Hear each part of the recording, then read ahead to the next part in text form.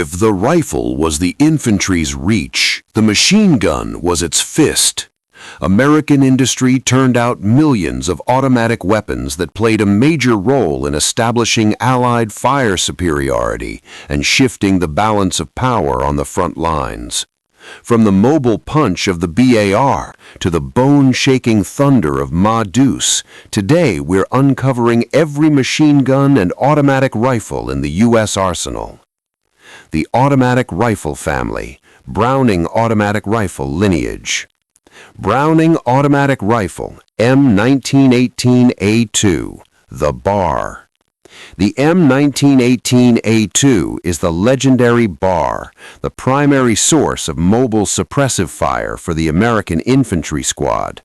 Look for the top-loading 20-round magazine and the heavy bipod mounted right at the end of its long, blackened steel barrel. It was the backbone of the squad's fire plan, respected for its devastating stopping power during advances, but notorious for its 19-pound weight during long, grueling marches through the mud of France. While its limited magazine capacity required disciplined fire control, it gave the individual GI the ability to suppress enemy positions while on the move, a luxury few other nations provided to their standard rifle squads. Moving from the mobile squad-level fire to the sustained punch of the .30 caliber family, we have the air-cooled Brownings. Browning machine gun caliber .30 M1919A4, the light Browning. The M1919A4 is the light Browning, the standard-issue workhorse for company-level defense and nearly every armored vehicle in the inventory. You'll recognize its perforated steel cooling jacket and the low-profile M2 tripod that allowed crews to hug the earth in the smallest, most concealed foxholes. This weapon was renowned for its extreme reliability in the dust of North Africa and the humidity of the Pacific, capable of laying down consistent, accurate fire that anchored defensive perimeters against overwhelming odds. Browning machine gun caliber .30 M1919A5, the tank Browning.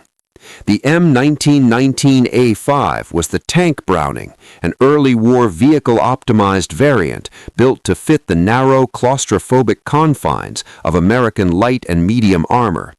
It features a modified bolt and a specialized mounting system designed to cycle perfectly within the tight hull and turret ball mounts of the M3 Stuart and Lee tanks.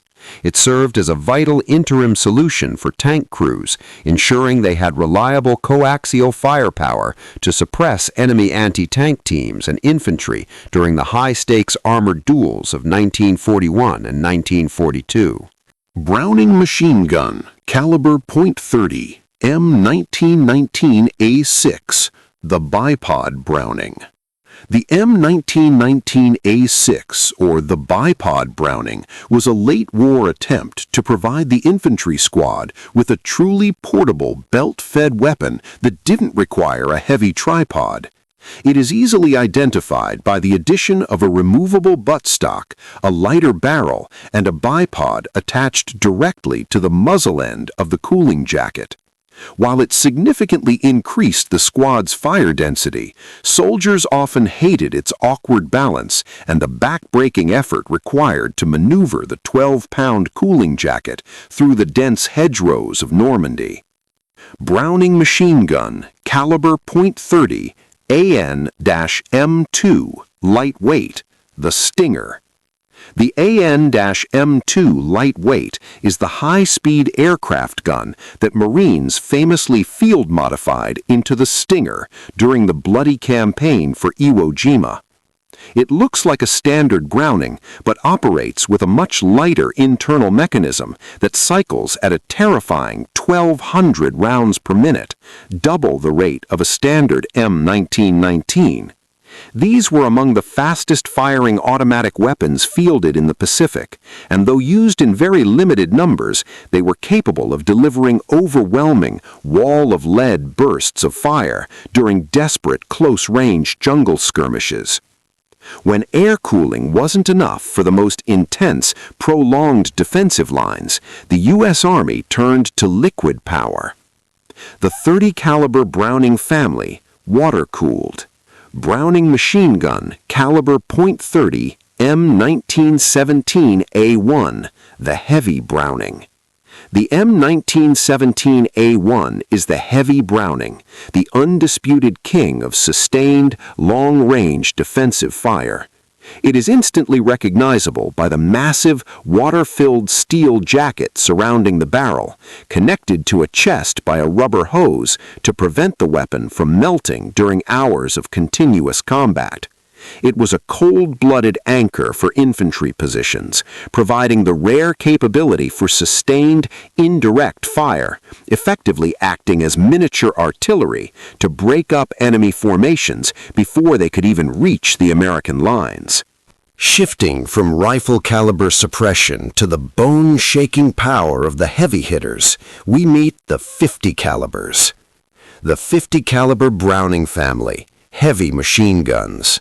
Browning machine gun caliber 50 M2HB, Deuce. The M2HB, famously known as Deuce, is the legendary heavy machine gun that has remained the gold standard for global firepower for nearly a century.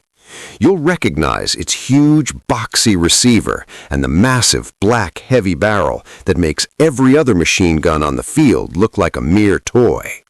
It was a versatile and terrifying heavy support weapon, capable of punching through several inches of brick, penetrating light armor, and disabling enemy vehicles from over a mile away. Browning machine gun caliber 50 AN/M2 aircraft, the 50. The AN/M2 aircraft version is simply called the 50 by the pilots who relied on its high-velocity sting for survival in the clouds. It is distinguished from the ground version by its thinner, lighter barrel and a much higher rate of fire, designed to shred enemy wing spars in a fraction of a second.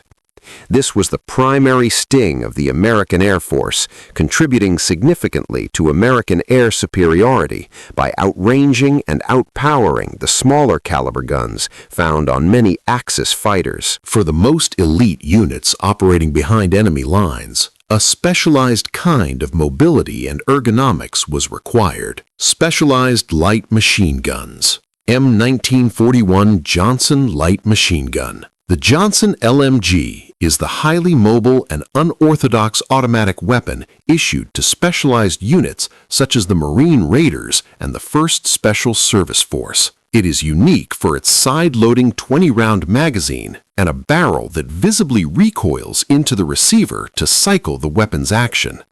It was a prized tool for elite formations, offering a level of portability, quick barrel changes, and rapid fire that the heavier tripod-mounted Brownings simply couldn't match during hit-and-run raids. From the squad-level suppression of the BAR to the devastating anti-armor punch of the M2, these weapons provided the iron foundation of American victory. They were reliable, powerful, and offered a level of industrially produced firepower few nations could match. If you want to see the weapons the Axis used to try and counter this massive arsenal, click the video on screen now to see the machine guns of the German Wehrmacht. Thanks for watching, and stay tuned for our next deep dive into military history.